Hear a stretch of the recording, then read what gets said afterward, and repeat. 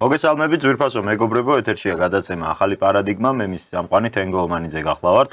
დღევანდელ გადაცემაში ჩვენი სტუმრები იქნებიან არქიტექტორი, ურბანისტი ბატონი ლევან ასაბაშვილი, მოგესალმებით და ბატონი თემურ ფიფია, პარტია სოლიდარობა მშვიდობისთვის გენერალური მდივანი. დიდი მადლობა მეგობრებო გადაცემაში მობრძანებისთვის. დღევანდელი ეთერი გვინდა მიუძღვნათ და მაქსიმალურად ბევრი ვისაუბროთ იმ პრობლემაზე, რაც დაკავშირებული არის ქალაქში არსებულ ავარიულ შენობებზე. როგორც მოგეხსენებათ, 2 დღის წინ თბილისში დატრიალდა ტრაგედია ვაგზლის მოედნის მიმდებარე ტერიტორიაზე. ერთ-ერთი შენობის ფასადის ჩამონგრევის შედეგად დაიღუპა 2 ადამიანი, ასევე დაშავებული არის ინციდენტის შემდეგ ერთი მოქალაქე და სწორედ ეს საკითხები აი ამ ტრაგედიის შემდეგ კიდევ უფრო აქტუალური გახდა. თუმცა ეს არ არის, რა თქმა უნდა, ჩვენი ქალაქისთვის ახალი პრობლემა და ამ თემაზე სასაუბროთ მინდა ბატონო ლევან თქვენთან გადმოვიდე პირველ რიგში. თავიდანვე ვიტყვი, რომ ჩვენ მედია საშუალებებში ეს საკითხი განიხილება როგორც გარკვეული პოლიტიკური საკითხი, რომ აი კონკრეტულად ვისი პასუხისმგებლობაა და დაუშვათ თბილისის ამჟამინდელი ადმინისტრაციის პასუხისმგებლობაზე არის საუბარი და მხოლოდ აი ამ ჭრილში ხდება განხილვა. მე ამ თავითვე დავაფიქსირებ ჩემ აზრს და მოსაზრებას, რომ რაც არ უნდა ილაპარაკოს ახლა ადმინისტრაციამ ამ შემთხვევაში ჩემი აზრით სახელმწიფო არ უნდა გაექცეს და ვერც გაექცევა თავის წილ პასუხისმგებლობას ამ ყველაფერში. თუმცა ჩვენი ამ კონკრეტულად გადაცემის მიზანი არ არის, რომ აი კონკრეტული ადმინისტრაციის პრობლემებზე ან პოლიტიკაზე ვისაუბროთ. ჩვენი მიზანია შევაფასოთ, რამდენად მასშტაბურია ეს პრობლემა, რამდენად აქვს სახელმწიფოს ამ ყველაფერზე ზრუნვის და პრევენციის შესაძლებლობები და იძლევა თუ არა საერთოდ არსებული მართლობის სისტემა ამგვარი შემთხვევების პრევენციის ეფექტურ საშუალებებს. დავიწყოთ საუბარი, მოდით ზოგადად აი ამ პრობლემის გარშემო. სამწუხაროდ ალბათ ვაგზლის მოედანი არ არის, ხო, ერთადერთი ადგილი თბილისში, სადაც მსგავსი შენობებია, ავარიულ მდგომარეობაში მყოფი შენობებია.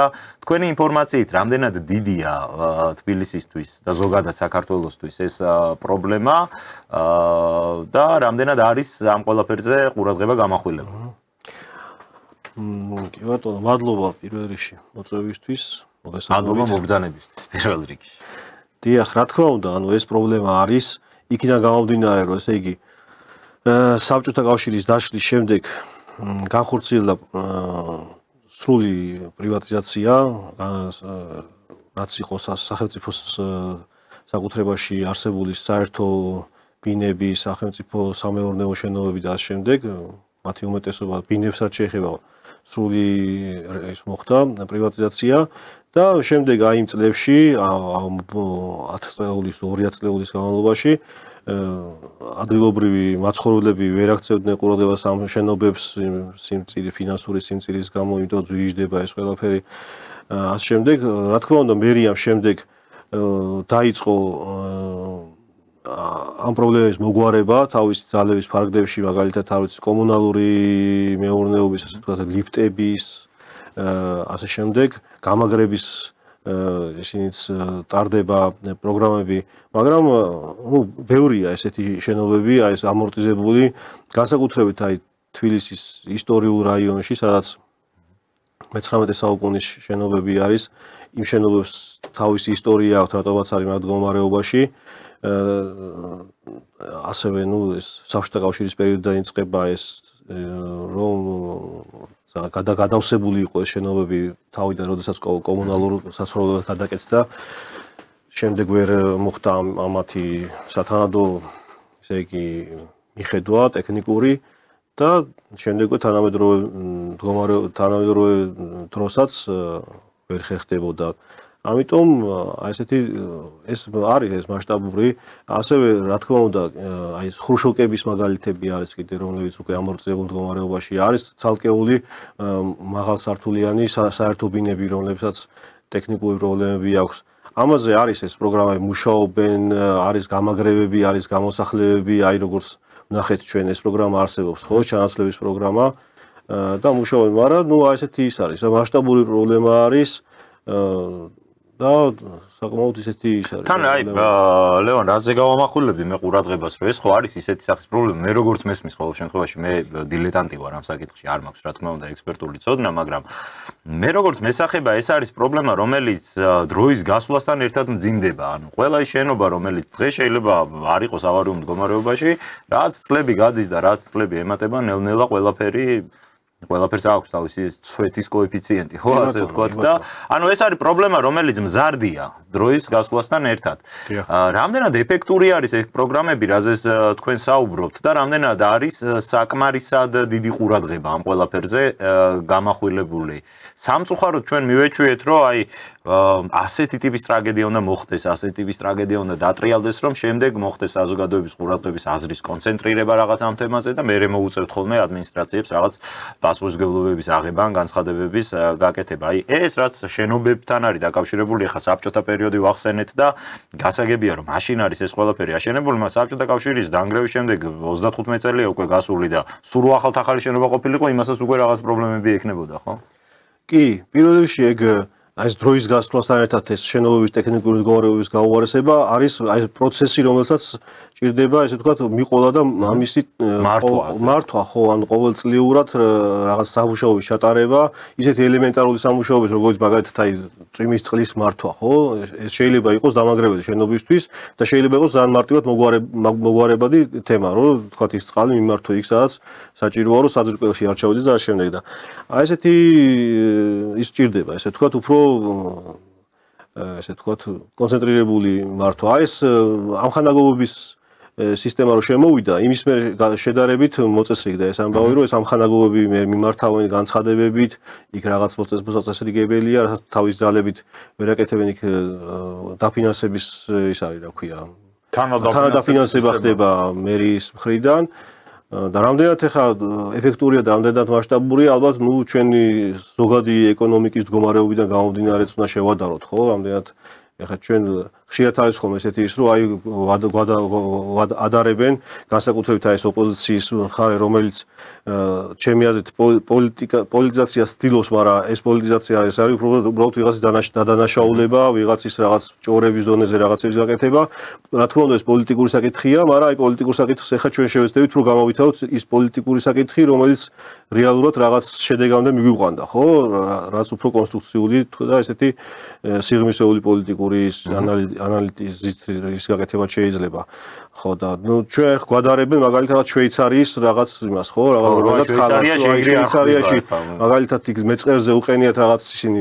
რა ქვია ეგრეთ წოდებული მაცნეები და აი იქ ჩვენთან მოხდა და მაგრამ ის იმას ხო უნდა გათვალისწინება ხო ჩვენ რა ეკონომიკაში ვართ რა ბიუჯეტი გვაქვს რა სამეცნიერო ტექნიკური ბაზა გვაქვს და იმათ რა აქვს ხო ჩვენ რაღაც სხვა სიტუაციაში ვართ რა ვიცი ახლა რო შევადაროთ ჩვენ მაგალითად არ ვიცი აი სომხეთის ეს ინფრასტრუქტურა და ჩვენი ინფრასტრუქტურა ჩვენი სიტუაცია გაცილებით უფრო უკეთესად გამოიყურება იმიტომ რომ იქ დავდივარ ხოლმე ერევანში და ვიცი რა პრობლემებიც არის ახლოვებით აი ეს რა ვიცი ესეთი ის არის შედარებითია ესე ვთქვათ რა ეს სრულიად გასაგებია და გეთანხმებით რომ ეხლა როდესაც ვედარებით რომ აი გერმანიაში შვეიცარიაში რაღაცები სხვანაირად ხდება ცხადია იქიდან გამომდინარე რომ ჩვენ არ გვაქვს ასე ვთქვათ თუნდაც აი მუნიციპალური მმართველობის ისეთი დიდარი ტრადიცია, როგორც აქვს ამ ქვეყნებს, რომლებიც უკვე 100 წლეულებზე მეტია შეიძლება ამას აკეთებენ და მუნიციპალური მართვის ტრადიციასაც გააჩნია რა თქმა უნდა. ეს თავისთავად ცხადია, თუმცა აი ბატონო თემურ თქვენთან გადმოვალ ამ საკითხზე სასაუბროთ. ერთია რომ შეიძლება ქვეყანას არ გქონდეს ეს ისეთი მაღალი დონის განვითარება ტექნიკური ბაზა როგორც აქვს მაგალითად დასავლეთ ევროპის ქვეყნებს, მაგრამ მეორე არის ტენდენციები, ხო? აი რა ჩვენ ხო ტენდენციებს უნდა დავაკვირდეთ, რომ რა მიმართულებით ვითარდებით ამ მხრივ.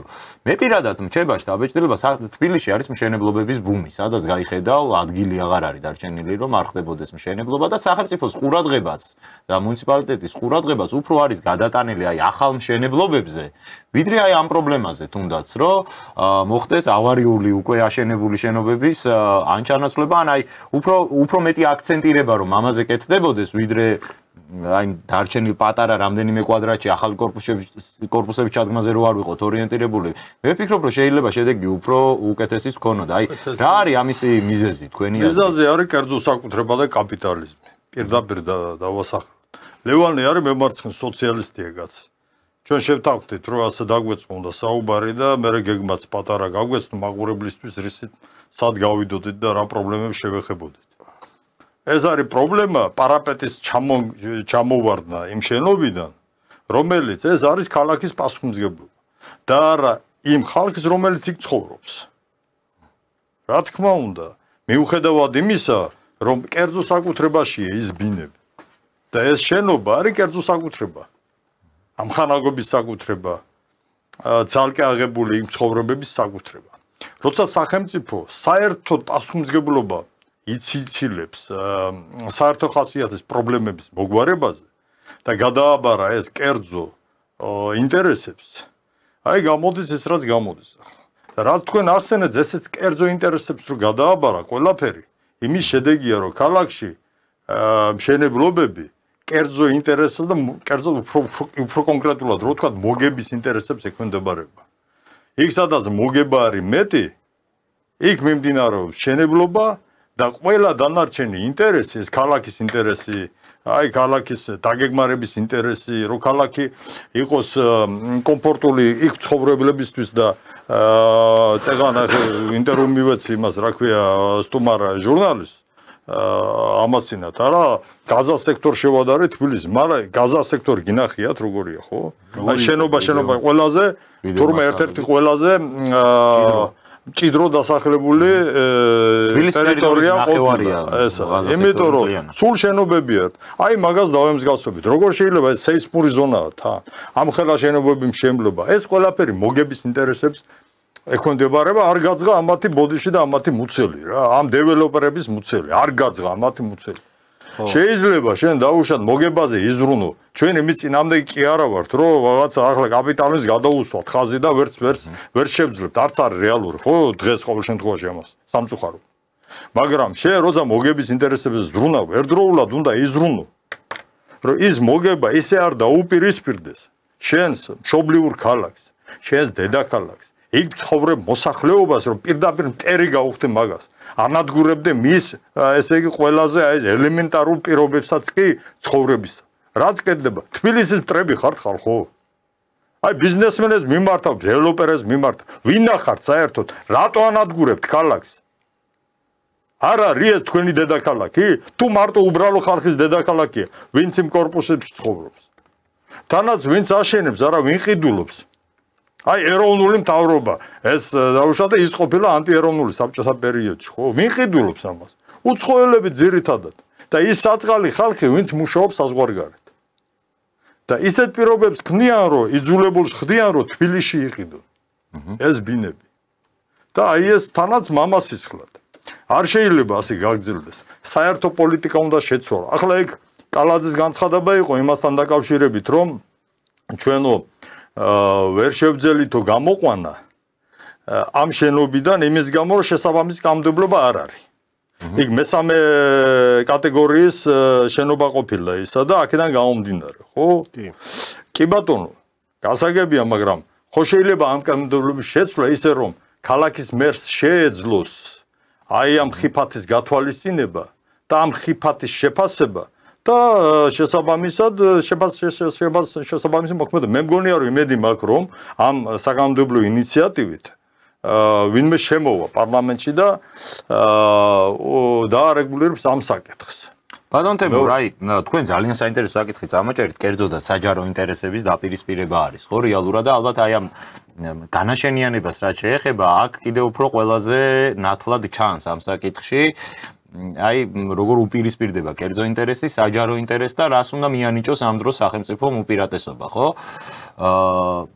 აი მაგალითად დასავლეთ ევროპის ქვეყნებში, რომლებიც არის ასევე კაპიტალისტური ქვეყნები, იქ ვერავინ იტყვის, რომ იქ არის რაღაც ისე საბჭოური მიდგომები და სახელმწიფოს იმპერატივია მხოლოდ, მაგრამ იქ ხო არ არის მსგავსი პრობლემები. აი მაგალითად გერმანიაში ძალიან ეფექტურად მუშაობს დაზღვევის ინსტიტუტი, სადაც ყველა შენობა ვალდებულია, კანონმდებლობით აქვს ვალდებულება, რომ უნდა იყოს დაზღვეული შენობა, რომ თუ რაიმე მსგავსი ხდება, წვიმა ჩამოვა თუ წყალი ამოვაქვევიდან თუ რაც არ უნდა მოხდეს, იქ კერძო კომპანია, არა სახელმწიფო, არამედ კერძო კომპანია ემსახურება, მიდის აკეთებს აი მსგავსი სისტემების დანერგვა არ იქნებოდა გამოსავალი. ჯერ ერთ საბჭოთაზე რო ვახსენებ, საბჭოთა მიდგომა ძალიან დემოკრატიული მიდგომა იყო. ქალაქ გეგმარებით უშუალოდ. ამას შევეხებით აუცილებლად. და ის რაც შენდებოდა, რა საერთო ჯამში მაინც ისე შენდებოდა, რომ გათვალისწინებული იყო ამ შენობებში, ამ ქალაქში, ამ დაბაში, ამ ლოკაციაზე მცხოვრები ხალხის ინტერესები. ეს ერთი, იმიტომ რომ კერძო ინტერესები გამორიცხული იყო. არ არსებობდა უბრალოდ. და საბჭოთა მიდგომა ასე ხელაღებით არ შეიძლება. ტრადიციები რო ახსენეთ თქვენ არ გვაქვს, ალბათ გულისხმობ 30 წლიანი ტრადიცია გვაქვს. კი, მე ვსაუბრობ აი იმ 70 წელს არ ვთვლი? არა, მე ვსაუბრობ ის 70 წლის მანძილზე მართვა იყო, კი ბატონო. მართვა იყო, ეს პრობლემები განიხილებოდა ძალიან სერიოზულ დონეზე. ეს რა ქვია, აი ეს პრობლემები ქალაქში და სოფელში ცხოვრებთა ესე იგი პროპორცია როგორ უნდა იყოს. თვითონ ქალაქები როგორ უნდა იყოს, როგორ უნდა განლაგდეს სამრეწველო საწარმოები, საერთო საწარმოები და წარმოებები, ისე რომ ეს არ მოხდეს ქალაქის მასშტაბური გამსხვილება და შეადარეთ დღევანდელი თბილისი და მაშინდელი თბილისი. 80-იანი წლების სურათები ვრცელდება ხშირად ესე იგი Facebook-ზე. ისეთი საყვარელია თბილისი ეს ზემოდან აი სურათები, ესეთი მწვანე ჩაფლული ქალაქია რა. მე მოვესწარი იმას, 85-ში ჩამოვედი თბილისში სტუდენტი გავხდი, ხო? და დაახლოებით 5-10 წელი იყო ის თბილისი ისეთი, ხო? მოვესწარი იმას, ისეთი თბილისი. და ასე რომ ხელაღებით არ შეიძლება. მეორე ცივილიზებული მიდგომა არის გერმანიაში, სადაც ახსენე და დასავლეთ ევროპაში ამ საკითხებისადმი. და ის ცივილიზებული მიდგომა, რომელიც გარკვეული ჩარჩოებია შექმნილი, კანონმდებლობაა შექმნილი, იქ მე როგორც ვიცი, აი ლევანი უფრო განავითარებს ამას, არა მხოლოდ ქალაქის დაგეგმარება, ცალკე აღებული ქალაქების, არა, ქვეყნის მასშტაბით ხდება დაგეგმა, სად რა უნდა აშენდეს და როგორ უნდა აშენდეს. შვეიცარიაში დაუშვათ, შვეიცარიაში და თუნდაც გერმანიაში. ეს არის ცივილიზებული მიდგომა, რომელმაც ჩასვა გარკვეულ ჩარჩოებში კერძო ინტერესები, კერძო ბიზნესი. და კერძო ბიზნესი არეგულირებს კერძო ბიზნესს აი ეს ჩარჩოები, რომელიც შექმნილია, რომელშიც არის საკანონმდებლო ბაზა არის შექმნილი და რომელსაც აკონტროლებს ეფექტურად სახელმწიფო. გადმოვიღოთ იქიდან, არ გვინდა ის საბჭოთა, კი ბატონო, არ გჭირდება რა. გადმოვიღოთ გერმანიდან, ხო გვინდა ჩვენ ევროპაში წასვლა, რა, აღგებულობთ. ევროპული დაგეგმარება საერთაშორისო საბჭოთაშორისო ქონდა ჩვენ. საერთოდ მთელი ისტორიის განმავლობაში თუ რამე ევროპული ტიპის დაგეგმარება ყოფილა საქართველოში, იგი იყო საბჭოთა კავშირის პერიოდში. ევროპული გამოცდილებით და ევროპული შემუშავებით. ამ თემაზეც რო გადავიდეთ, აი მე ხშირად მომისმენია ლევან ასეთი შეფასება.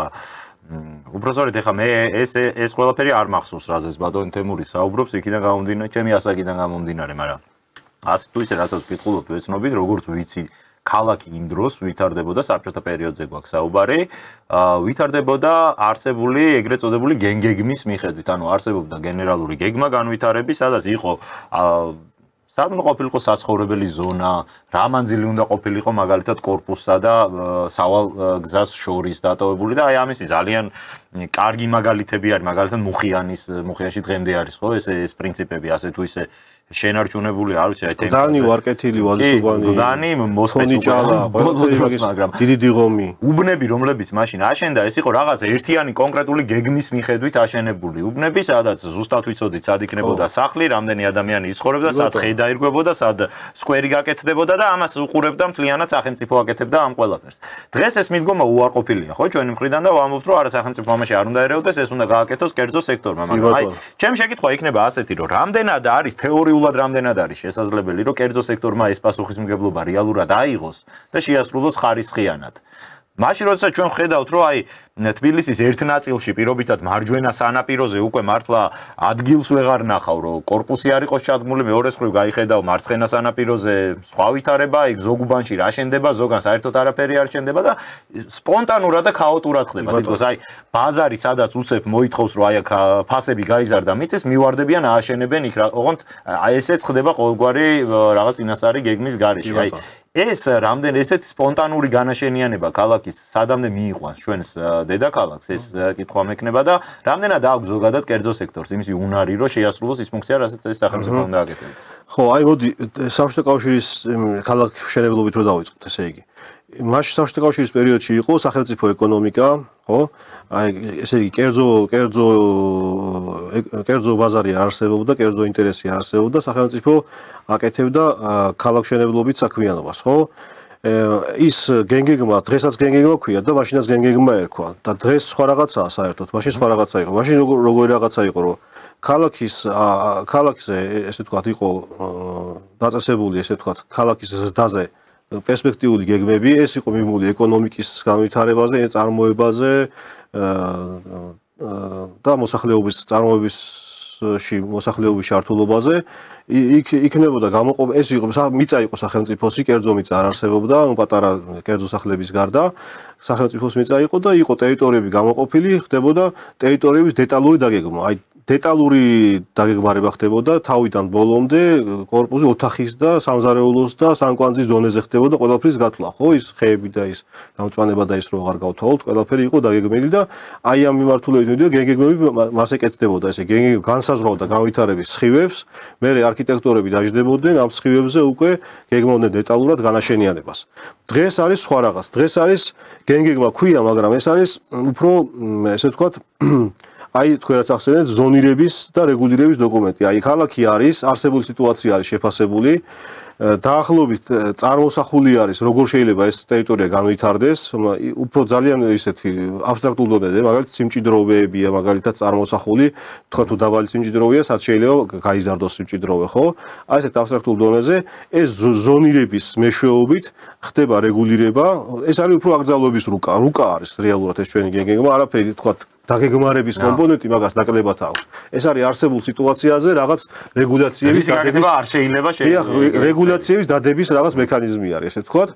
და აი ამ ჩარჩოში მე უკვე შედის ეს კერძო მენაშენე, კერძო დეველოპერი და იქ ნებადართული, იდეალურ შემთხვევაში ესე არის, ფორმალურად ესე არის, იქ ნებადართული, ესე ვთქვათ, რეგლამენტაციაში აკეთებს ამ განაშენებას, მაგრამ ნახეთ, აი არსებობს რაღაც დაბალი სიმჭიდროვე მაგალითად და უნდა შევიდეს დეველოპერი, მაგრამ ამ დაბალ სიმჭიდროვეში არის ნაკვეთები არის ძალიან პატარა, ესე ვთქვათ, ფრაგმენტირებული, მაგალითად აი განსაკუთრებით მარცხენა სანაპიროზე დაბალ სიმჭიდროვის იმებში, უბნებში, ხო? პატარ-პატარა ნაკვეთები არის 600 კვადრატული, შეიძლება არც იყოს ბევრი 300, 400 და მე ის დეველოპერზია უკვე ის სახელმწიფო ამას არ ამზადებს, რომ მაგალითად ნაკვეთების გამსხვილება მოხდეს. აი მაგალითად იგივე ის მექანიზმი რომ იყოს, რომ იძულებითი რაღაც, ესე ვთქვათ, სახელმწიფოს და ქალაქის ინტერესებიდან გამომდინარე, რაღაც კერძო ინტერესების დათმობა. აი მაგალითად არსებობს რაღაც უცნაური ფორმის ესეთი ნაკვეთი და აი ამაზე მე აქ მიდის დეველოპერი თუ მოელაპარაკა იქ ვინმე კერძო მფლობელს, ან მფლობელების ჯგუფს და ეს საშუალებას იძლევა რომ აქ რაღაცა მაღალ სიმჭიდროვე გაიზარდოს, აი ამ ნაკვეთში ცდილობს რაღაცნაირად შევიდეს ეს და ესე ვთქვათ, აი ამ დაგეგმარების იმას რა ქვია, ლოგიკას ცდება ეს და ამიტომაც სადაც გამოვა იქ ჩადგავს, ვერ გამოვა მეორეგან იქ ვერ ჩადგავს. და ეს ამას აქედან ვიღებთ აი ამ ესეთ ქაოტურ განაშენიანებას. საერთოდ შენებლობის მიზანი რა არის? დიახ, ეგ სხვა საკითხია. საცხოვრებელი პირობების გაუმჯობესება. სადმე საერთოდ ფიგურირებს აი ამ გენგეგმაში, აი ამ იმაში, რატომ უნდა მოხდეს მათი გამსხვილება, ან შემცირება, ან კონფიგურაციის გასწორება? ნუ ეს გაცხადებული არ არსებობს ეს მიზანი. არსებობს ერთადერთი მიზანი, რომ დეველოპერი, რომელიც კერძო მესაკუთრეა, რომ იმან მივიდეს და იქ მაქსიმალური მოგება მიიღოს. ესა დაქვემდებარებული მიზანი, ეს საერთოდ არ ახსენებენ, რომ საერთოდ მშენებლობის მიზანი რა არის. მან შემოდის შენობები რო დადგა ეს შენობა და რო ააშენო იმ დეველოპერმა, არა დეველოპერმა, ვინც გინდა იმან ააშენოს, ხო? მიზანი არის საცხოვრებელი პირობების გაუმჯობესება ადამიანის. უფრო განმაზოგადოთ, აი პატრიოტები რო გამოდიან ხშირად და საქართველოს რო უყვარდა ისა განსაკუთრებით ფულიანებს ახასიათებთ ეს, რა? მშენებლობის მიზანი არის საქართველოს მოსახლეობის ცხოვრების პირობების გაუმჯობესება. რატომ? იმიტომ რომ გამრავლდეს ზერი, გამრავლდეს ბერი. ამ ეკონომიკურ სისტემაში არ არის. შემდეგ და ასე შემდეგ. ამ ეკონომიკურ სისტემაში არის ბიზნესი. საერთოდ არის დაშორებული აი ამ პატრიოტულ მიზნებს, საქართველოს ინტერესებს, მოსახლეობის ინტერესებს. ეს უნდა შეიცვალოს. ეს უნდა შეიცვალოს კონსტიტუციის დონეზე, მაგრამ როცა ბიზნესმენების ქვეყანა, როცა ბანკირები არიან პარლამენტარები, თავრობაში, ყველგან, მათ ხელში ეს კანონმდებლობა. და მათ შორის ქალაქ დაგმარების აი ეს რაც არის, რა თქმა უნდა, კახკალაძე და ნებისმიერი მერი ისე მდგომარეობაში მოხდება რა მდგომარეობაში მოხდა ეს როცა ვერ მოახერხა დაუშვათ გასახლება და მოხდა უბედურება. დიახ, და მაგისი თქვა მინდოდა ზუსტად, აი მანდ ახლა ჩვენ რო საუბრობთ აი ამ სიტუაციაზე, ხო? ჩვენ უნდა დავინახოთ კარგად რა ეკონომიკის სტრუქტურაში ვართ ჩვენ, ხო? აი განსაკუთრებით თბილისი, რა თბილისის ეკონომიკა რაზე დგას? ხო, თბილისის ეკონომიკა არის აი ეს დეველოპერების მშენებლობა და ტურიზმი და სერვისი ძირითადად, ხო? აი ეს სამი სფერო არის, ნუ საწარმოო არაფერი მსგავს. ტურიზმი და სერვისი ერთმანეთზე გადამული დაახლოებით, ხო? ხო, და აი ამ უდიდეს, თქვათ, აი ამ ძალასთან ესე თქვათ უწევს თქვათ ქალაქის იმას მუშაობა, ხო? ეს არ არის ქალაქის დონეზე გადასაწყვეტი პრობლემა. ეს არის ცენტრალური რესპუბლიკურ დონეზე გადასაწყვეტი პრობლემა არის ეკონომიკის სტრუქტურის ცვლილება, ამ კაპიტალის სხვა მიმართულებით მიმართვა, პროდუქტიული ეკონომიკის დარგებისკენ მიმართვა, თქვათ, აი ამ სპეკულაციის მოწყობა, ხო, მანდ 1000 კიდე რეგულაცია შეიძლება არსებობდეს, მაგალითად, აი ამ ქირის ფასების რეგულირება იგივე ტურიზმის პრობლემებიდან მომატებული ტურიზმისგან გამომდინარე და, თქვათ, შემოსული ხალხისგან გამომდინარე, ხო, ქირები ხო კატასტროფულად გაიზარდა, გინდათ უძრავი ქონების ფასების რეგულირება. კი ბატონო, აი ლევან, რა მინდა იცით ჩაგეკითხოთ ჩვენ ვამბობთ და ასეც არის ნამდვილად, რომ ეს განაშენიანების საკითხზე თითქოს ხელისუფლებას, ქალაქის ხელისუფლებას აქვს ხელები დაბანილი. ეს არის სისტემის ბრალი, რომ ეს ასე არის და ეს არის თავიდან ბოლომდე ამ დეველოპერებზე მიშვებული საკითხი, მაგრამ მეორეს და თითქოს ჩდება საბეჭდილება, რომ ქალაქში მშენებლობების წარმოება ყველა შეუძლია, მაგრამ საბოლოო ჯამში თუ დავფიქრდებით ეს სრულებით არ არის ასე და ეს სფერო გარკვეულწილად არის მონოპოლიზირებული რამდენიმე მსხვილი ჯგუფის ხელში. გულისხმობ რას? მაგალითად მე ვცხოვრობ კერძო სახლში, საერთოდ არ ვცხოვრობ კორპუსში, მაგრამ მე რო დამჭირდეს ჩემს კერძო სახლში მიწაც რო ჩემია, ისახლის რო ჩემია, რაღაცა პატარა პირობითად ერთი სართული ავაშენო, ამის გამო შემექმნება იმ ხელში ბიუროკრატიული პრობლემები, რომ მე ამას რა წლების განმავლობაში ვერ მოახერხებ, ვერ შევძლებს აი ჩვეულებრივი საშუალო სტატისტიკური ქართული ოჯახი, რა ვიცი, ჩვეულებრივი შემოსავლით ამას ვერ გააკეთებს. ანუ ეს ბიუროკრატია მაშინ ვისთვის არსებობს? თუ კი ხელისუფლება აძლევს ვიღაც მსხვილ დეველოპერს იმის შესაძლებლობას, რომ პირდაპირ დაამახინჯოს ქალაქი ამ სიტყვის პირდაპირ გაგებით მოსპოს ჩვენი ეკოსისტემა, გაუარესოს ჩვენი საცხოვრებელი ზონები, იმიტომ რომ თვითონ მოგებას ნახოს. თუ კი ამ სისტემას უშვებს, მაშინ ეს რატომ არ არის იგივე სისტემის ბენეფიტები ხელმისაწვდომი რიგითი მოსახლეობის? ხო, ეს ძალიან დიდი პრობლემაა და მართლაც მასი არის, ესე იგი აი ეს სანებართო პოლიტიკა, ესე თქვათ, აი ეს შენებლობის სანებართო პოლიტიკა არის რადიკალურად შესაძლებელი. აი ამ მიმართულებით, რომ ესე იგი რიგითი მოქალაქე შეიძლება ფანჯარა ვერ ამოჭრას წლებით და ნებართვა ვერ მიიღოს და იქ ჯარიმებია კიდე რაღაც კატასტროფული და ასტრონომიული და ამ დროს აი ეს დიდი მენაშენეები შეიძლება ძალიან მალე და ძალიან ისე თქვათ არა ქალაქისთვის არასახარბიელო პროექტები ძალიან სწრაფად გავიდეს რა ეგ რა თქმა უნდა დიდი პრობლემაა და ნუ ეს ალბათ ეგეც არის ერთ-ერთი ესე თქვათ მიზანი რომ აი ეს ადგილზე რომ ვერ გაიუმჯობესებს საცხოვრებელ პირობებს, ხო, მაგალითად ოჯახი გაიზარდა, ჭირდება ერთ სართულის დაშენება, რაღაც ფართის მიმატება სიტყვაზე, ამაზე ვერ მიდის ნებართვის აღება და მე ის იძულებულია მაგალითად გაყიდოს ეს ან მოიყვანოს ეს დეველოპერი და ააშენებინოს ახალი ისარგებლოს მისი სერვისით. ისარგებლოს სერვისით, ხო, რა. ისე დეველოპერების ინტერესებიდან გამომდინარე ეგრე ჩანს. კიდე ისიც არის, რომ მანდ არის კიდე სერიოზული პრობლემა კადრების. მანდ სანებართო იმაში, რა ქვია. კადრების, იმიტომ რომ იქ ძალიან ბევრი ხალხი ისეთი მუშაობს, რომელიც პასუხისმგებლობა გამოუცდელი ხალხი არის, პასუხისმგებლობას ვერ იღებს, ამიტომ ყველაზე მარტივი გამოსავალი არის უარი რა, ანუ რაღაც კანონის რაღაც მუხს არ შეესაბამება, უარი მოიტანე ეს დოკუმენტი დაამატე. მან კიდე ძალიან დიდი პრობლემა არის, სხვათა შორის ეს სააკაშვილის შექმნილი სისტემის პრობლემა არის და მე ვფიქრობ, რომ ეგეც შესაძლებელია, რასაც ეხლა დღევანდელი ხელისუფლება ესე ვთქვათ, ინარჩუნებს ძალიან და ესე თulis რომ რაღაც კაი მიღწევა არის რა. აი ეს ერთი ფანჯრის პრინციპი. იცით ეგ რაც არის, ხო? გამარტივებული ბიუროკრატია. ხო, აი ესეთი, ხო, ეგ რომელიც არის სინამდვილეში გართულებული ბიუროკრატია. აი როგორ მუშაობს ეს სისტემა რა. მიხვედით მაგალითად შეიტანეთ პროექტი. ეს პროექტი მიიღო ვიღაცამ იმ ფანჯარაში ან iTunes-თა იმაში, ვებში, ინტერნეტში და ეს პროექტი წავიდა იქ ნებართვის გამცემებში, განყოფილებაში ზის მაგალითად 20 ადამიანი, მივიდა იმასთან, იმან დაწერა შენიშვნა, მაგალითად დაკლია რაღაც ერთი დოკუმენტი, დაწერა ეს დაადო რეზოლუცია, ატვირთა უკან და შემდეგ შენ როცა მიდიხარ და მეორედ ამას გამოასწორე ეს ხო ეს პრობლემა და შეიტან იმ ადამიანთან აღარ ხვდება ეს არ ვიცი იმიტომ არის რომ ალბათ რაღაც პირადი ის არ გააბას და რაღაც ვითომ ხო ანტიკორუფციული ის იყო ეს ამასთან დაკავშირებული ხო აი იმასთან არ გააბა პირადი ის რომ კონტაქტი რომ მე რაღაცა ხთამიერ შესთავაზო და რაღაცა ეს მიდის სხვა ადამიანთან მე ის სხვა ადამიანი ჩახედავს რა თქმა უნდა შეიძლება ამას რაღაც გამორჩა ვერ მიაქცია ყურადღება და ამ შემდეგ ეს დაგიწეს კიდე რაღაც სამცალ სხვა შენიშვნას.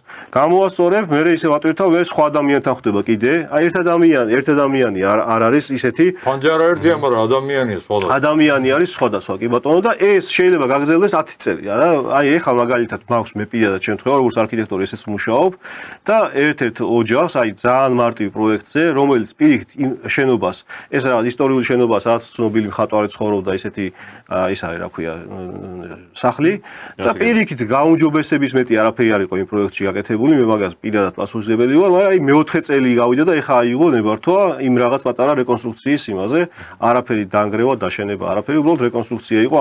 აი ესეთი ის არის რა და ეს არის ძალიან მანკიერი სისტემა და იგივე ხდება იმ იუსტიციის სახლში, ხო? იუსტიციის სახლში როგორ იწელება ეს იგივე მითი რომ ესე იგი პირადად შენ არ გაქვს შეხება გადაწყვეტილის მიღება ადამიანთან ხო იქ იმასთან სპეციალისტთან რომელსაც დაეწერება შენი საქმე მერქთან აზის ადამიანი ის უბრალოდ იღებს იმ საბუთებს და მე აგზავნის რაღაც სისტემაში რომელთანაც შენ საერთოდ არ გაქვს შეხება რა და ანუ არ შეგიძლია რაღაცნაირად კომუნიკაცია და ეს ერთი ფანჯრის პრინციპი ჩემი აზრით ეგ საერთოდ უბნის დონეზე იყო ადრე ეგ ამბავი მაგალითად ეხა იუსტიციის სახლი რაც ერთი ქალაქის დონეზე არის ხო ერთი ცენტრი არის აი მაგალითად საპასპორტო ხო საპასპორტო იყო უბნებში და უბნის ზონაზე იყო იქ დეცენტრალიზებული საბჭოთა კავშირის პერიოდში და იქ მიდიოდა ადამიანი ჩვეულებრივ ყველას იცნობდა ყველა ზედმეტი კითხვები და ზედმეტი ბიუროკრატია მაშინ იყო ზუსტად ბიუროკრატიის ნაკლებობა და აი ეს ერთი ფანჯრის პრინციპი ხო არის უფრო მეტად კი ბატონო სავსებით თანხმებით რომ აი ერთის მხრივ ეს მახინჯი ბიუროკრატიული სისტემა არის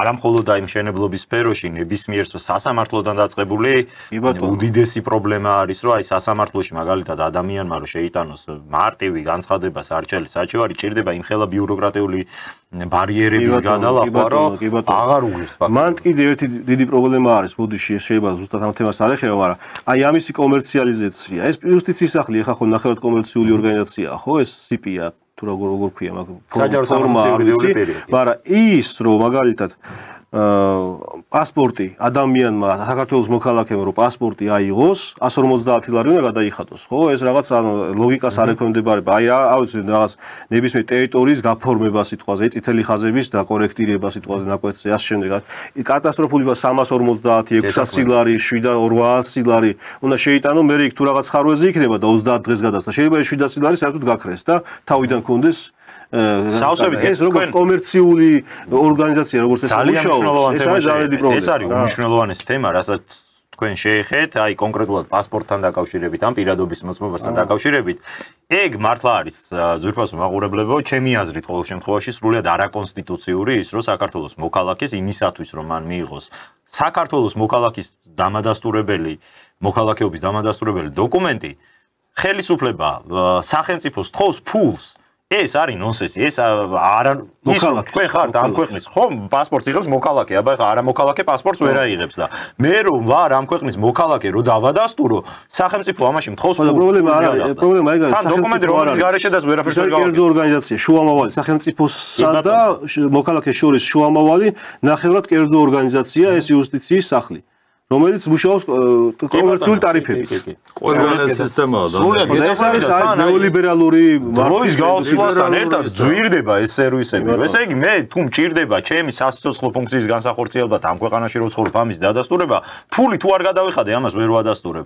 და აი ესეთი პატარ-პატარა ნიუანსები საბოლოო ჯამში ქმნის აი ძალიან მახინჯ სისტემას და ეს ბევრ ამეშული მაგალითად აი კომუნალური გადასახადების გადახდის დროს ბატონ თემურ თუ დაკვირვები ხართ და საინტერესო არის ამაზეც მქონდა უნდა მე უბრალოდ იმდენად მწირია ამ შემთხვევაში ზიანი რომ საკონსტიტუციო სასამართლოში გაჭირდება ამაზე დავა თორე უნდა უჩივლო ადამიანმა მე რო კომუნალურ გადასახადს ვიხდი იმას რაც დავხარჯე რაც მეკუთვნის რაც კანონი ამის გარდა უნდა გადავხადო ბანკს რაღაც ესა საკომისიო რატო უნდა გადავიხადო ბანკის საკომისიო მე საკომისიო ბანკი არ არის ის არის კერძო კომერციული თან სხვა საშუალება არ მაქვს მე რომ მივდივარ იქ ქეში ფული რომ მივიტანო ვერ გადავიხდი იძულებული ვარ ბანკით ვისარგებლო და ბანკს კიდე ცალკე ფული უნდა გადავხადო იმაში რომ მე გადასახადი გადავიხადო და ეხლა ლიბერალური მიდგომა უნდა უარი ვთქვათ აი ანტილიბერალური მთავრობა ხო არის დღეს არა კონსერვატიულია ხო თქვით უარი იმ ლიბერალიზმზე ისინი მტრები გაგვიხდნენ ომში ჩათრევას ცდილობდნენ და საქართველოს დაღუპვას და გადაშენებას ცდილობენ დღემდე ხო აი ლიბერალური ევროპა და ლიბერალური როცა იყო ამერიკა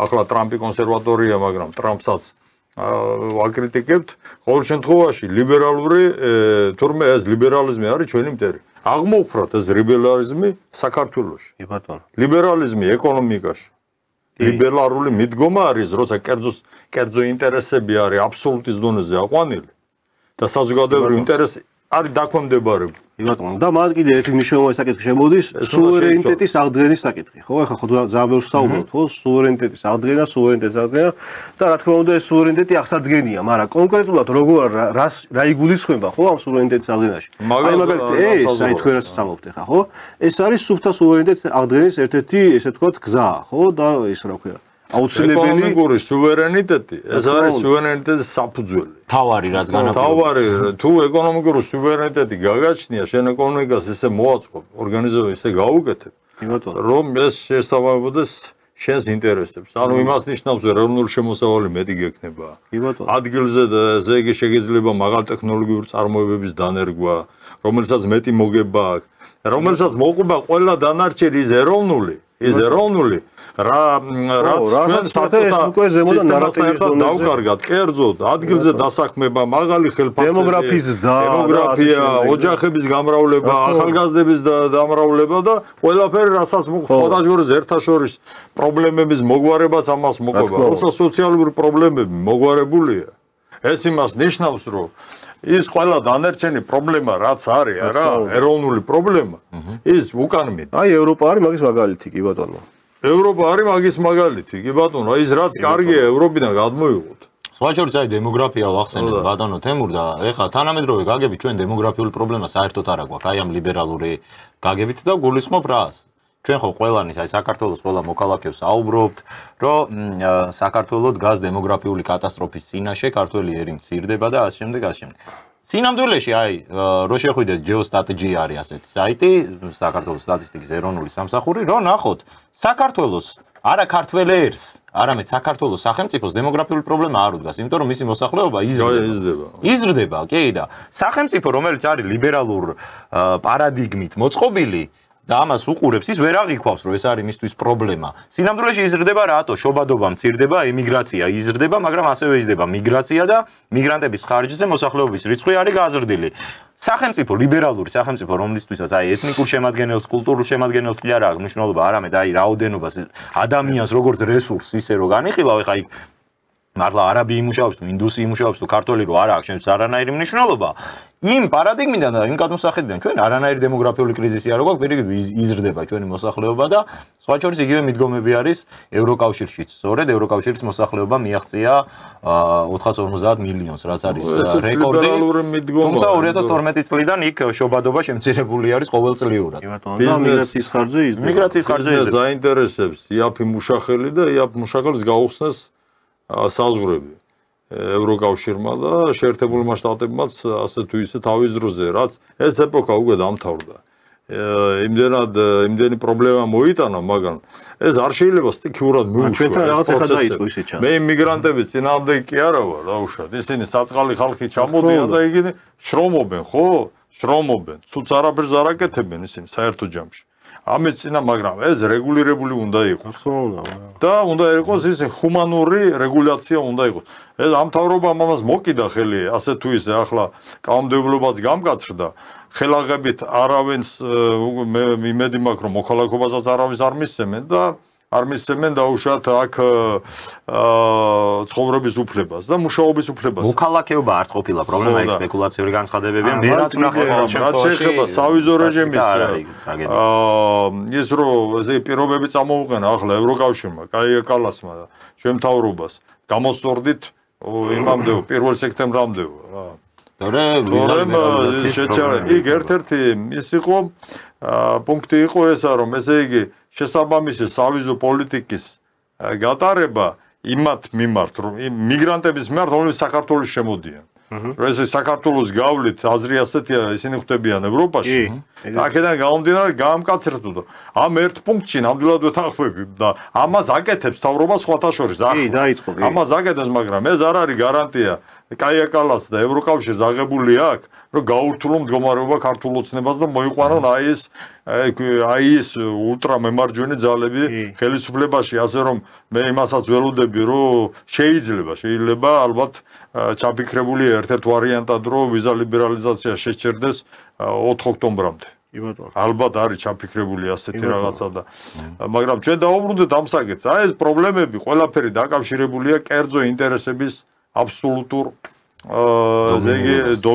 დომინანციაზე ნებისმიერ მიმართულებით. ეს უნდა შეიცვალოს. ეს უნდა შეიცვალოს ყველას მიერ. ეს უნდა შეიცვალოს ბიზნესმენების მიერ, იმათ მიერ, ვინც ხელისუფლებაში არიან დღეს. თავრობის მიერ, ქალაქის მერის მიერ, ბატონ კახი კალაძეს მიმართავ მე მაგალითად აქედან რომ ეს პრობლემები, რომელიც მას უყვარს ხოლმე განზოგადება, როცა გამოდის პრობლემების განზოგადებულად წარმოადგენს ხოლმე სლომებს. ეს პრობლემა განაზოგადოს და არ ვიცი ახლა ქალაქის მერიას აქვს თუ არა საგამომდევნო ინიციატივის შესვლის საშუალება. აქვს ხომ? რომ აი ეს პრობლემა მოაგვაროს ისე როგორც საჭიროა ეს. დაეკითხოს ბატონო ჩემო სპეციალისტები ყავს მის გვერდში. ყველა ხო არ არის პრაფანი იმაში მერიაში. მე დარწმუნებული ვარ, ბევრი სპეციალისტი ყავს გვერდში. მას და ეს სხვათა შორის უნდა მიებას ეს ქვეყნის განვითარების ერთიან სისტემას და ერთიან გეგმას. ცალკე აღებული თბილისის განვითარების გეგმა ეს არ შეიძლება რომ ცალკე აღებული იყოს ზუგდიდის დაუშვათ, თელავის ერთიან კონტექსტში უნდა ყოფილიყო. ერთიან ქვეყნად აი იმიტომ ის უნდა შემუშავდეს და აი რა ვიცი, ხშირად ეს პრობლემა ხშირად არა განეხილება რატომღაც ბათუმში ხდება ხოლმე ამისთანა პრობლემების პოლიტიზირებაც კი და თბილისში. აქედან გამომდინარე ქალაქის მერის, თბილისის მერის აზრს ძალიან დიდი მნიშვნელობა აქვს. და მე მოუწოდებ სახელმწიფოებრივი მიდგომისკენ ბატონ კახას. მით უმეტეს რომ ადგილობრივი არჩევნები წინ არის და ალბათ მიიღებს მონაწილეობას. ან თვითონ არ მისი კანდიდატურა ერთ-ერთი ცენტრალური თემა როგორც ყოველთვის. კი, მან ერთი კიდე სერიოზული პრობლემა არის ზოგადად ეკონომიკაში დაგეგმვის არარსებობა, ხო? ანუ აი ამ სივრცით ქვეყნის სივრცით განვითარებას არანაირი სივრცითი განვითარების გეგმის დადებას არანაირი აზრი არ იქნება თუ ეკონომიკის დაგეგმვა არ შეგიძლია, ხო? დღეს ჩვენთან ეკონომიკის გეგმები რაღაც ძალიან აბსტრაქტულ დონეზე 20-30 სტრატეგია ესეთ დონეზე არის, მაგრამ იქ არანაირი კონკრეტული გეგმა, არანაირი სახელმწიფოს ესე თქვათ ნაბიჯები და რაღაცები არ ჩანს. ესე არის უფრო რაღაც ზოგადი მოლოდინები უფრო ვიდრე ზოგადი სურათი და კონკრეტულად მაგის სივრცეში არ ჩანს ეგ პროცესი, მაგ განვითარების პროცესი. ხო და როდესაც აი არსებობდა ეს ორგანიზაცია, სახელად გოსპლანი, რომელიც იყო საკავშირო გოსპლანი, რომელიც მოსკოვში იგეგმებოდა ზოგადი საკავშირო ეკონომიკა და ადგილობრივი რესპუბლიკების გოსპლანები. აი სადაც ახლა პარლამენტი არის, მაგ შენობის ნაწილში იყო გოსპლანი, საბჭოთა კავშირის პერიოდში და ეს გოსპლანი რას აკეთებდა? ესე იგი, ეკონომიკის დაგეგმარებას აკეთებდა, რომ აი მაგალითად ზუგდიდში არის ფაიფურის ქარხანა, იმას რა სამრეწველო სიმძლავრეები აქვს, იქ რამდენი ხალხი იქნება დასაქმებული, ხო თელავში რო იქ ღვინის ქარხნები არის, იქ როგორ იქნება, რამდენი ხალხი მუშაობს, რამდენი ბინაა საჭირო მაგის, რომ იქ არსებულმა ადამიანებმა იმუშაოს. ხო, ეგ უკვე მაშინ უკვე გეოგრაფიაში და სივრცეში ჩანს ეს ყველაფერი. ხო, მე უკვე ის სივრცითი განვითარების გეგმას, ქვეყნის სივრცითი მოწყობის გეგმას უკვე აზრი ექნება, ხო, რომ გეცოდნება თქვა თუ რაღაცას გეგმავს, იქ პორტი იქნება თუ რაც იქნება, საწარმო იქნება. ის როგორ ურთიერთობაშია მე იმ ეკოლოგიასთან, დაცულ ტერიტორიებთან, ასე შემდეგ, ქალაქის მოსახლეობის მოსალოდნელი ზრდები როგორ არის, აი ამ დაგეგმილი მრეწველობიდან გამომდინარე და ასე შემდეგ, მაგრამ დღეს ეს რა თქმა უნდა ეს იმიტომ არ არის, რომ საერთოდ არ არსებობს ეს ინტერესი, რომ ადგილობრივი წარმოება დაიგეგმოს სადღაც წარმოებების და ტექნოლოგიების როგორ ფიქრობთ, ეხაც ამ შემთხვევების შემდეგაც სულ არ მოუწყდეთ, ასე ვთქვათ, ჩვენ სასაუბრო თემას.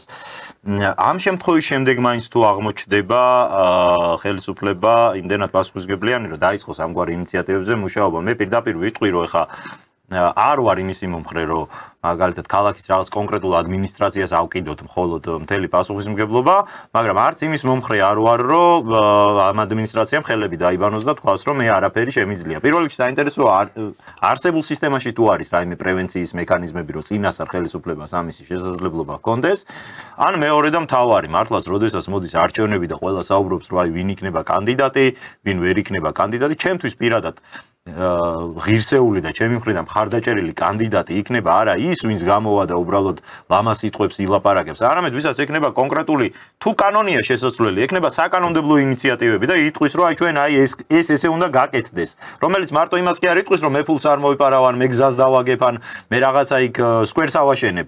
სკვერის აშენება ისე ყველა აკეთებს მაგას. ვინც კონკრეტულ ინიციატივას შემოგთავაზებს. კი ბატონო, აი მაგ შემთხვევაში ეხლა რაც მოხდა ამ შემთხვევაში ალბათ ყველაზე უპირიანი იქნება აი ამ კომუნალური წესების კომუნალური კანონმდებლობის გადახედვა, ხო? აი ეს კონკრეტული რაც დასახელდა, რომ იქ 100%-იანი თანხმობის გარეშე არ შეიძლება ეს ამის განხორციელება და შემდეგ აი ამ წესების გადახედვა ალბათ მოგცემდა მაგის საშუალებას, რომ ესე იგი აი საზოგადოებრივი ინტერესი ცოტა უფრო გაძლიერებული იყო კერძო ინტერესთან მიმართებაში და არ იყოს ყველაფერი ეს გადაბარებული კერძოზე, რომ ეს იმის კერძო საკუთრებაა და მე რა შუაში ვარ, ხო? და ის იმის პასუხისმგებლობაა.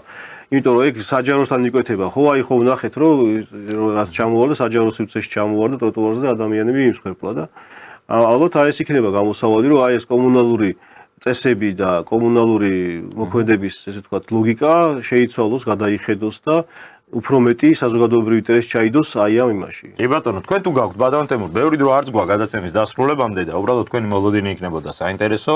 რამდენად გაქვთ ეგ პროგნოზი და ეგ მოლოდინი, რომ ახალი ადმინისტრაციები ან არსებული ადმინისტრაცია, რომელიც გვყავს, შეხედავს საკითხს აი იმ ფორმით, რა ფორმითაც თქვენ საუბრობთ, იმიტომ რომ რაც რო გავა ეს პრობლემა კიდე უფრო მწვავედ ადგება ქალაქის წინაშე და მათ შეიძლება დღეს ფართოდ დახუჭული თვალებით უყურებენ ამ ყველაფერს, მაგრამ მოუწევთ რომ გაახილონ თვალი, შეხედონ სიმართლეს და აიღონ პასუხისმგებლობა. გულისხმობ თბილისის მერიას თუ საქართველოს მთავრობას. როგორც გვინდა ისე გავიგოთ, როგორც ადგილობრივ ხელისუფლებას ეს საკითხები, რომელიც მთავრობის დონეზე უნდა გადაწყდეს.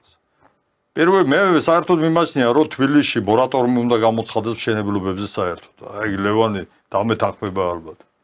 რომ შევისმენოთ ცოტა, გადავხედოთ რა მდგომარეობაშია ქალაქი. 1 წელი, 2 წელი მაინც. ეს რაც მშენებლობები მინდაროს დასრულდეს და ახალი მშენებლობების უფლებები არ გაიცეს. თუ ეს განსაკუთრებული მნიშვნელობის რაღაცა ეს სასწრაფო მნიშვნელობის არ არის ობიექტი. საცხოვრებელი კორპუსი ყოველ შემთხვევაში აღარ უნდა არის. ამოვისუნთქოთ, ამოვისუნთქოთ, დავისვენოთ ცოტა და გადავხედოთ რას ვაკეთებ და რატო ვაკეთებ. ერთადერთი რომელშიც მე დაუშვათ ეჭვი არ მეპარება სხვათა შორის კალაძეს მაგაში აკრიტიკებენ, მაგრამ ამაში მე პირიქით ვემხრობი. საზოგადოებრივი ინტერესები მაინც წინ მოდის პრობლემის მოგვარებასთან დაკავშირებით, რაც არის ტრაფიკი. სატრანსპორტო ისა, იმიტომ რომ უპირატესობა აშკარად ქალაქის ხელმძღვანელობა ანიჭებს საზოგადოებრივ ტრანსპორტს და ეს სწორი პრინციპია. ის რომ იქ საცობებია, ეს სხვა პრობლემა. ეს საცობები არის ზუსტად ამ დეველოპერთა პრობლემა, რომ ამდენი შენობა რო ააშენეს და თბილისი თავკომბალაკი არ გახდა, ნახევარი საქართველო გახდა უკვე. ბათუმიც ეწევა თანდათანობით, ბათუმი რას დაამსგავსეს ჯერ ერთი. რას გავს ბათუმი. ხო, აი ეს პრობლემაა, რომ იმ ხალხს ესე იგი მეტი მოსახლეობა, მეტი მანქანა, მეტი ტრაფიკია. მანქანა, კერძო მანქანებიც რო არ იყოს, საზოგადოებრივ ტრანსპორტი სოციალისტი იყო და მშენებლობაში კაპიტალისტი იყო, რანაირად გამოდის ეგ ორივე ერთად. როგორ? აი ვამბობთ, რომ ქალაქის ადმინისტრაცია ტრანსპორტ ჩემთვის გამოდის. ყველაზე მტკივნეული საკითხი. მე მანქანა არ მყავს, დავდივარ ფეხით, ტრანსპორტით, საზოგადოებრივ ტრანსპორტით სარგებლობ და აი მე სულ მაგას ვამბობ ხოლმე, რომ საზოგადოებრივ ტრანსპორტს ვერ მიხედავს ვერც ერთი ადმინისტრაცია, იმიტომ რომ თვითონ ზიან ამ ჯიპებზე და საერთოდ ამ დაბურული ჯიპებიდან არ ჩანს ეთყობა რა ხდება საზოგადოებრივ ტრანსპორტში. საშინელებაა დაწყებული ის პრინციპი, რაზეც თქვენ საუბრობთ, რომ მართლაც აი რაღაცა ის ბასლაინებზე რო აკეთებენ, არც მე რო აკრიტიკებ მაგაზე, რომ ვინც მგზავრობს საზოგადოებრივ ტრანსპორტი ძალიან კარგია, რომ საცობში არ გიწევს რაღაც მონაკვეთზე, სადაც არის ყოველ შემთხვევაში გაჩერება, მაგრამ ის რომ ტრანსპორტი არ არის საკმარისი რაოდენობა, რომ გაჩერებებთან ხალხი მიტინგი გეგონება იმდენი დგას და უბნიდან უბანში რო წახვიდე სამი ტრანსპორტი უნდა გამოიცვალო და დაგეგმილი არ არის, რომ აი გვერდზეობაში ნახალოკიდან წერეთელზე ვერ წახვალ ტრანსპორტი, ნორმალურია ეხლა გვერდ უბნებზე. ეს დაკავშირებულია იმ პრობლემებთან, რაც თბილისში შეიქმნა აი ამ მართლა ძალიან დიდი ზედმეტი მშენებლობებიდან გამომდინარე. ისევ ამას უკავშირდება. გზები ვიწროა, თავიდანვე ისტორიულად თბილისი ხეობაშია, ხო? აი ერთი მიმართულების ქალაქია რაღაცნაირად, აქედან მთაა, იქიდან მთაა, ეს უკვე ზღუდავს ბუნებრივად არის შეზღუდული ქალაქი. და ამ პრობლემების მოგვარება არის დაკავშირებული აი ამ ობიექტურ მიზეზებთან, მაგრამ შეიძლება ამის მოგვარება თუ უფრო რადიკალური ვიქნებით და მიდგომები იქნება უფრო რადიკალური. ის საზოგადო ტრანსპორტი მეტი უნდა იყოს. მინიმუმ 3-ჯერ მეტი უნდა იყოს, ეს ბიუჯეტთან არის დაკავშირებული, უფრო კომფორტული უნდა იყოს, სხვათა შორის უნდა იყოს აგრესიული პროპაგანდა. აი აგრესიული პროპაგანდა, როცა არის რეკლამა აგრესიული, არასაჭირო პროდუქცია არ ხრი იმას. აი ამის აგრესიული პროპაგანდა უნდა იყოს, რომ ახალგაზრდობისთვის და ყველასთვის პრესტიჟული გახდეს ავტობუსით მგზავრობა. საზოგადოებრივი პრესტიჟული გახდეს. ის იყოს კომფორტული და უფრო მეტი. აი კიდევ ერთი ისე განიხილოს ქალაქის მერიამ უფასო მგზავრობის შესაძლებლობა ყველასთვის. იყოს ლიმიტირებული დღეში 3-ჯერ 4-ჯერ დაუშვათ, მაგრამ უფასო მგზავრობის ამის შესაძლებლობა ქვეყანას გააჩნია. ამაზე უკეთესი ადრესული პოლიტიკა სოციალურად დაუცველი ფენებისათვის არ არსებობს. ევროპიდან გადმოიღონ ესეც. დიდი მადლობა. უღრმესი მადლობა ბატონებო. ლევან მადლობას გადაგიხდით. პირველად იყავით ჩვენთან სტუმრად და იმედი მაქვს არა უკანასკნელად, იმიტომ რომ ვეხებით ისეთ საკითხებს, რაც ალბათ ამ თვეებში განსაკუთრებით პრიორიტეტული იქნება და იმის ვიტოვებ, რომ გვექნება ეს საუბრის შესაძლებლობა.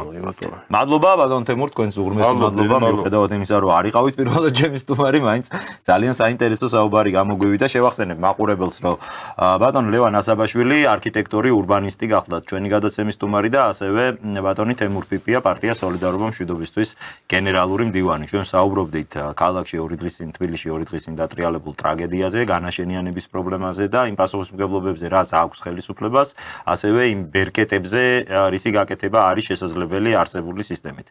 იმედი მაქვს მოგეწონოთ ჩვენი საუბარი. მე ორ შაბათამდე დაგემშვიდობებით. კარგად ბრძანდებოდეთ. კარგად, მადლობა.